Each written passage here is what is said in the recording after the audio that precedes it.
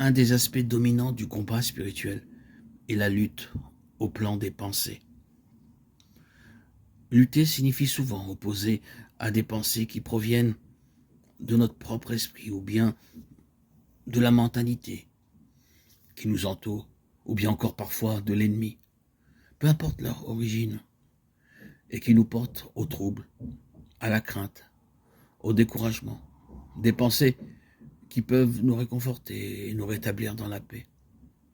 En vue de ce combat, heureux l'homme qui a su remplir son carquois de ces flèches que sont les bonnes pensées, c'est-à-dire ces convictions solides basées sur la foi qui nourrissent l'intelligence et fortifient le cœur dans le moment de l'épreuve. Parmi ces flèches en la main du héros, psaume 127, 4, 5, une des affirmations de foi qui doit nous habiter en permanence est que toutes les raisons que nous avons de perdre la paix sont de mauvaises raisons. Cette conviction, certes, ne peut pas se fonder sur des considérations humaines. Ce ne peut être qu'une certitude de foi, fondée sur la parole de Dieu. Qu'elle ne repose pas sur les raisons du monde. Jésus nous l'a dit clairement. Je vous laisse la paix. C'est ma paix que je vous donne. Je ne vous la donne pas comme le monde la donne. Que votre cœur ne se trouble ni ne s'effraie. Jean 14, 27.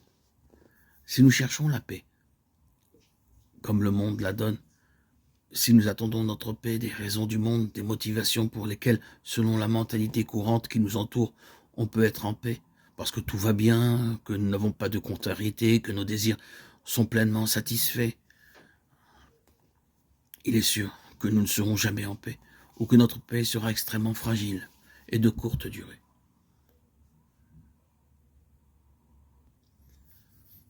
Pour nous, croyants, la raison essentielle en vertu de laquelle nous pouvons toujours être en paix ne vient pas du monde.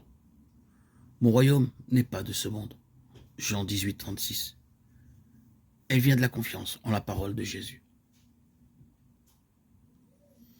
Quand le Seigneur affirme qu'il nous laisse la paix, qu'il nous donne sa paix, cette parole est parole divine, parole qui a la même force créatrice que la parole qui a fait surgir du néant le ciel et la terre, même poids que la parole qui a calmé la tempête, la parole qui a guéri les malades et ressuscité les morts.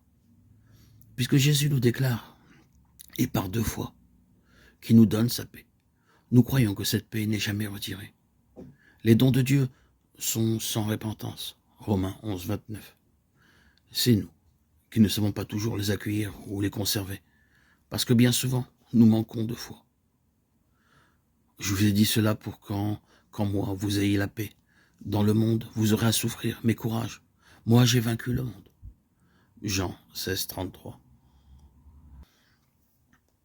En Jésus, nous pouvons toujours demeurer en paix, parce qu'il a vaincu le monde, parce qu'il est ressuscité d'entre les morts. Par sa mort, il a vaincu la mort. Il a annulé la sentence de condamnation qui pesait sur nous. Il a manifesté la bienveillance de Dieu à notre égard. Et si Dieu est pour nous, qui sera contre nous? Qui pourrait bien nous séparer de l'amour du Christ? Romains 8, 31. À partir de ce fondement inébranlable de la foi, il est bien clair qu'en nous reposant, qu'en maintenant notre foi et notre espérance, nos regards vers le Seigneur, nous aurons la paix de notre cœur. Et il est vain de nous troubler ou de nous laisser troubler.